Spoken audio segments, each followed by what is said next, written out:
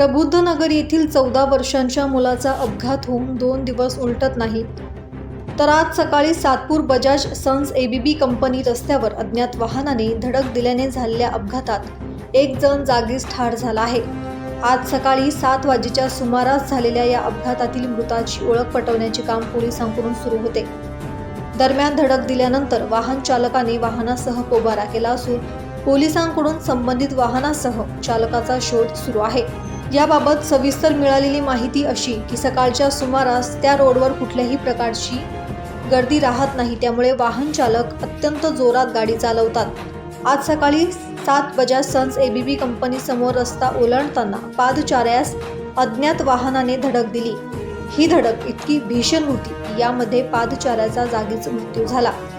धडक दिलेले वाहन घटनास्थळावरून निघून गेले.